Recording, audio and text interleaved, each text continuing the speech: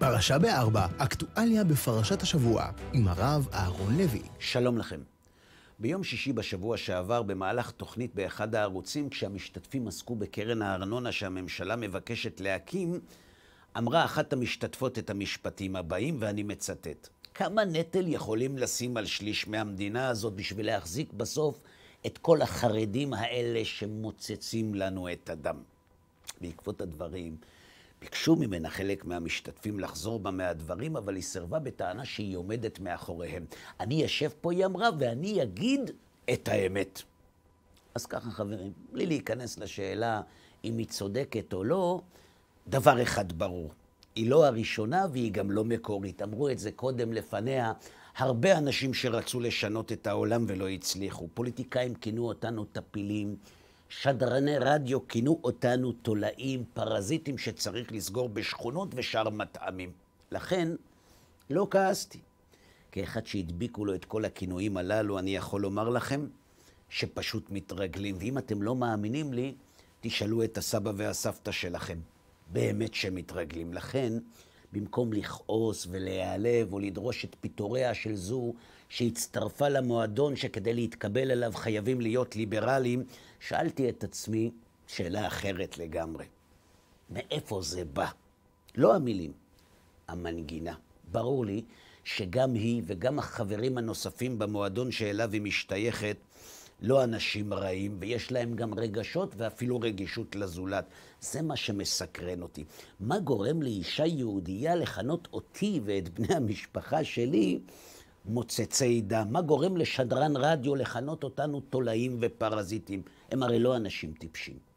אם הם מכנים אותי במילים כל כך קשות, חייבת להיות לכך סיבה.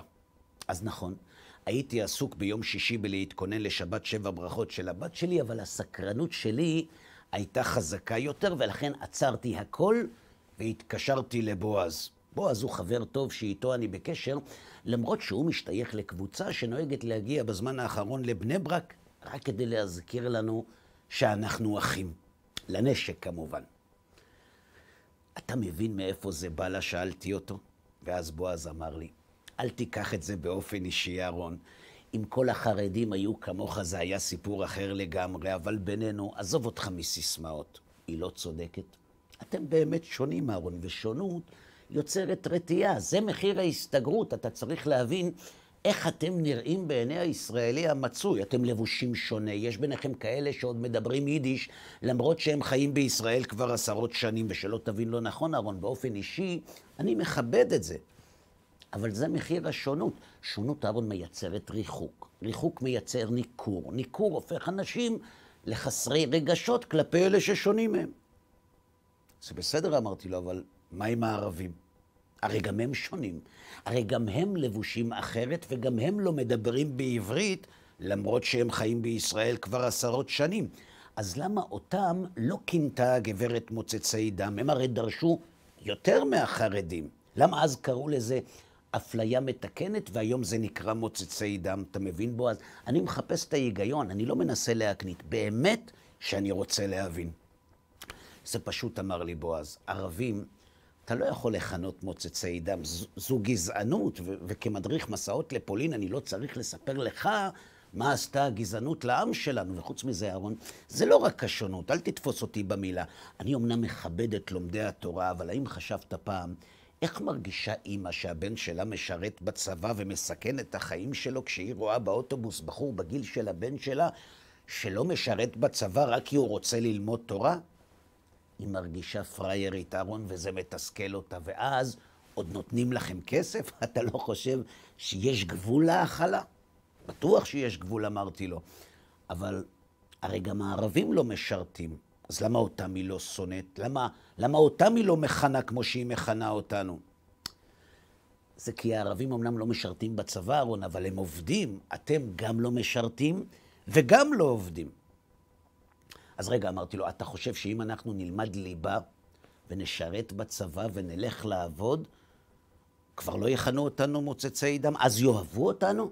בטח אמר לי בועז, אם הייתם תורמים למדינה כמו כולם, והולכים לצבא ולאוניברסיטה כמו כולם, וגם משתלבים בשוק העבודה כמו כולם, נראה לך שמישהו היה מכנה אתכם מוצצי דם?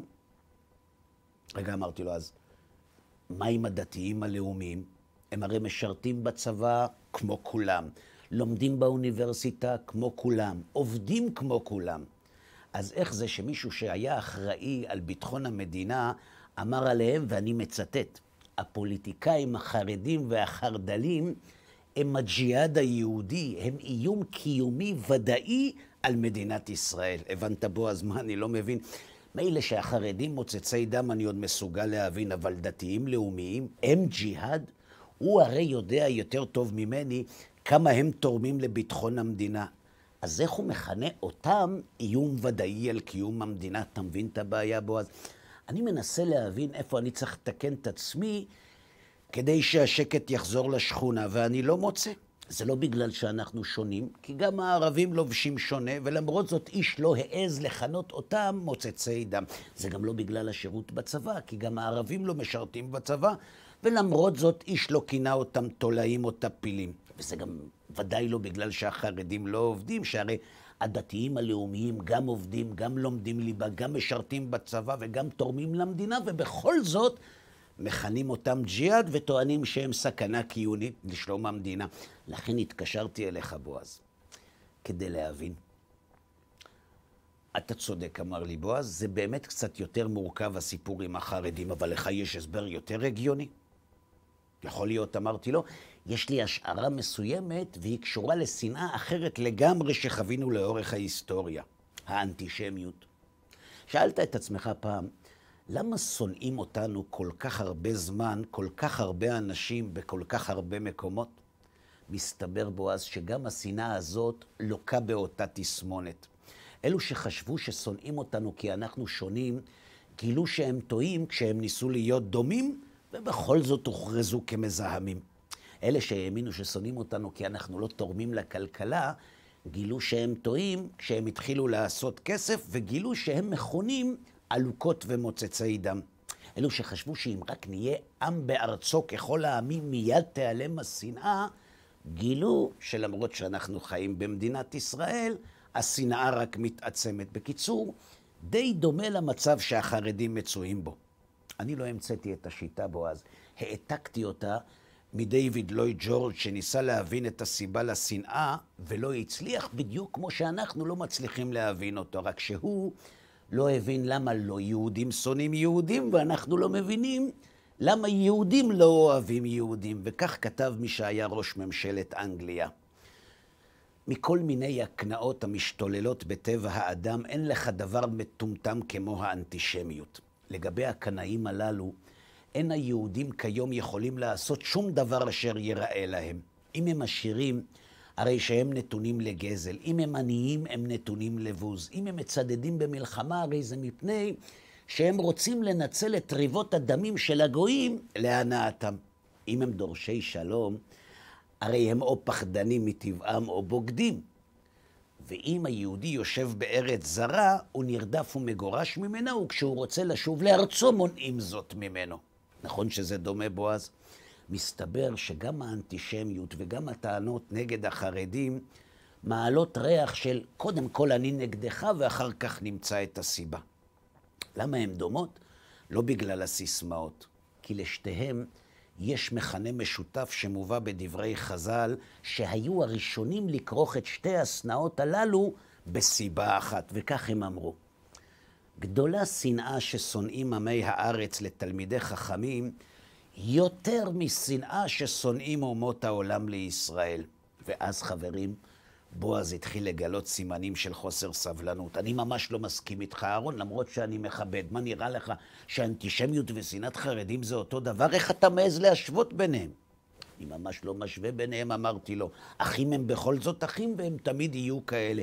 גם חז"ל לא משווים ביניהם. הם לא משווים חלילה בין השנאה לשנאה. הם משווים את הסיבה שגורמת להן להתפרץ. אומות העולם לא שונאים את עם ישראל בגלל מה שהם אומרים. הם שונאים אותנו בגלל משהו עמוק הרבה יותר. חז"ל לימדו, בועז, שההר שעליו ניתנה התורה נקרא הר סיני, משום ששם נולדה האנטישמיות, משום שמשם ירדה שנאה של אומות העולם לישראל. למה התורה גורמת לשנאה? כי כתוב בה שעם ישראל נבחר להוביל את האנושות, ואומות העולם נדרשים ללמוד מעם ישראל. כי במבחני המיון, עם ישראל נבחר להיות הטייס, ואומות העולם הופנו לצוות קרקע. שאומות העולם עוסקות באיך לחיות, ואנחנו בלמה. ולכן אם תבדוק בו, אז תגלה שחלק גדול מהטענות של אומות העולם נגדנו, עוסקות בכמה אנחנו לא טובים ובכמה הם כן. ושהם טייסים לא פחות טובים מאיתנו. כדי להוכיח שאנחנו לא יותר טובים, הם עסוקים כל הזמן בלעשות אותנו רעים. לכן לאומות העולם למשל מותר להפציץ בתים על יושביהם, ולנו הם לא מרשות לעשות את זה אפילו אחרי נוהל הקש בגג. לכן הן דורשות מאיתנו את מה שהן לא מעלות בדעתן לדרוש מעצמם. זה לא כי אנחנו מוצצי דם. זה כי אנחנו קוץ מוסרי בעיניים שלהם. זה כי אנחנו מזכירים להם שהחומר שלא סוגדות המדינות המערביות מאז ומעולם הוא בסך הכל אמצעי, ושהרוח היא המטרה, ושאנחנו היהודים עוסקים ברוח, אנחנו באמת הטובים, ושהטובים לטייס. כן, אמר לי בועז, ואיך זה קשור לנושא שלנו? הרי במקרה של החרדים, כולם יהודים, גם אלו שתוקפים אותם. מה, פתאום הם לא טייסים? אתה צודק, זה באמת שונה, אבל בכל זאת יש קשר, אמרתי לו. הוויכוח בינינו ובין אלה שמגדפים אותנו בכלל לא קשור לשאלה אם החרדים עובדים או לא, וגם לא לשאלה אם הם משרתים בצבא או לא, ואת זה מוכיחים הדתיים הלאומיים כאלף עדים. הוויכוח בינינו טמון במכנה המשותף שמחבר את החרדים והדתיים הלאומיים, בתורה ובמצוות. לכן חז"ל כרכו את שנאת ישראל עם שנאת עמי הארץ לתלמידי חכמים, כי המניע דומה. עמי הארץ, בועז, הם לא אנשים בורים והם גם לא אנאלפביתים. עמי הארץ הם אלו שבחרו להציב את הארץ בראש סדר העדיפויות שלהם במקום את השמיים. עמי הארץ הם אלו שרואים בחיים החומריים את חזות הכל. לכן הם נקראים עמי הארץ, כי אצלם הארץ היא שניצבת במרכז החיים. תלמידי חכמים לעומתם הם אלו שאומנם לא מתעלמים מהארץ, אבל באותה נשימה טורחים להזכיר לנו שהשמיים ניצבים במרכז ולא הארץ, שאיכות חיים חומרית היא אומנם חשובה, אבל הרוחניות חשובה יותר, ושלמרות הזמן הרב שאנחנו משקיעים במרוץ החיים כדי להתקיים, זה לא הופך את החומר להיות במרכז החיים. תלמידי חכמים, בועז, הם אלה שמזכירים לנו שלאדם יש תפקיד, שיש לו מטרה, שלקדוש ברוך הוא יש דרישות מאיתנו, ושהארץ אומנם חשובה, אבל רק שהיא משרתת את השמיים. ובמילים אחרות, בועז, שצוות קרקע זה מאוד חשוב וחיוני, אבל רק שיש טייסים שיודעים להטיס את המטוס. לכן עמי הארץ שונאים את תלמידי החכמים יותר משאומות העולם שונאים את ישראל. למה? כי מי שמוין לצוות קרקע כי אין לו את הנתונים להיות טייס, גם אם הוא ממורמר על הטייסים, הוא ממורמר הרבה פחות ממי שעבר קורס טייס ויכול להגיע לשמיים ובכל זאת בחר להצטרף לצוות הקרקע. לכן, כשהוא פוגש טייסים, משהו מתעורר וצובט לו בלב. למה? כי הטייס מזכיר לו מה הוא היה יכול להיות ומה הוא בחר להיות. ולכן כשהוא רואה טייסים, הוא מבקש לקרקע אותם. כי אם זה יקרה, אף אחד לא יהיה טייס, ואם אף אחד לא יהיה טייס, לא יהיה מי שיזכיר לו לאן הוא היה יכול להגיע. הבנת, בועז? לדעת חכמנו זיכרונם לברכה, זו הסיבה שהציבור החרדי הוא הציבור הדחוי ביותר במדינת היהודים. טוב, אמר לי בועז, ויש פתרון לבעיה הזאת, הרי לא נוכל לשרוד כאן עם כל הפילוגים האלה. בוודאי שיש פתרון, אמרתי לו. הוא מופיע בפרשת השבוע. פרשת נשוא, התורה מפרטת את הקורבנות שנשיאי השבטים הביאו למשכן לאחר שהוא נחנך. אלא שסדר המקריבים מעורר כמה שאלות. הראשון להקריב היה נשיא שבט יהודה, שנאמר, ויהי המקריב ביום הראשון את קורבנו, נחשון בן עמינדב למטה יהודה. אחריו הקריב נשיא שבט יששכר, שנאמר ביום השני, הקריב נתנאל בן צוער נשיא יששכר. אחריו נשיא שבט זבולון, ואחריו נשיא שבט ראובן שהיה בכור השבטים. נראה לך, בועז, שיש כאן סדר. מילא יהודה ראשון עוד אפשר להבין. הוא מלך.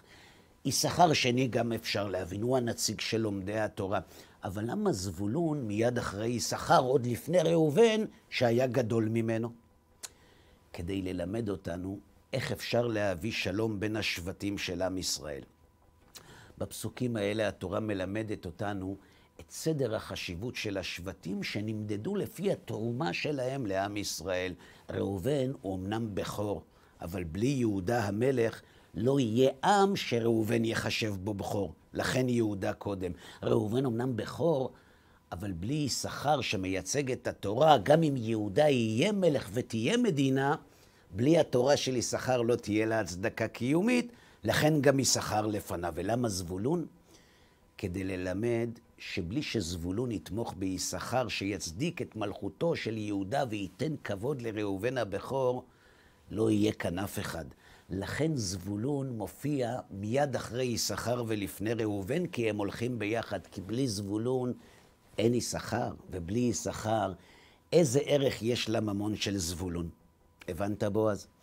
התורה ידעה שלא כל עם ישראל יוכל לעסוק בתורה. היא ידעה שיהיו כאלה שלומדים וכאלה שעובדים, ולכן היא גם ידעה שיהיו זבולונים שיהיה להם קשה לפרנס את היששכרים. לכן מצד אחד היא הקדימה את יששכר לזבולון, כדי שזבולון יזכור שכסף זה לא הכל בחיים, אבל מצד שני היא הצמידה את זבולון ליששכר, כדי שיששכר יזכור לא להתגאות על זבולון שבגללו הוא קיים, כדי שיזכור בזכות מי הוא יושב באוהלה של תורה. בסדר הקרבת הנשיאים, התורה מבקשת ללמד אותנו איך להביא שלום בין השבטים, והיא קובעת שרק כשכל אחד מהשבטים ידע את מקומו, יבוא השלום. לכן גם נסמכה פרשת הקרבת הקורבנות של הנשיאים לברכת יברכך השם וישמרך, שמסתיימת במילה שלום. כדי ללמד שאם זבולון יכנה את יששכר מוצץ דם, זה סימן שזבולון הפך את הכסף שלו לעיקר ואת התורה של יששכר לטפל, ושבגלל זה הוא מרגיש מנוצל. למה?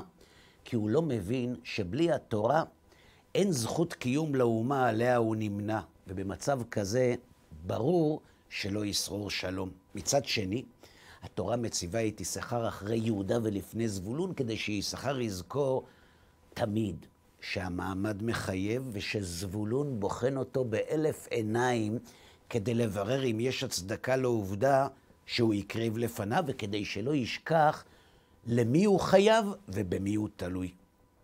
ועוד נקודה לסיום.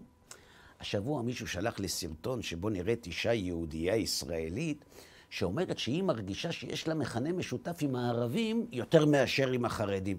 ואת האמת, קצת התפלאתי. אולי תסבירו לי אתם איך אחות שונאת את האח שלה ומוכנה להילחם בו רק כי הוא לא משרת בצבא, ובאותה נשימה היא יכולה לאהוב את מי שהוא לא אח שלה, למרות שהוא לא משרת בצבא, רק בגלל שהוא לא מוכן להילחם נגד האחים שלו. שבת שלום וחג מתן תורה שמח. פרשה ב4, אקטואליה בפרשת השבוע, עם הרב אהרון לוי.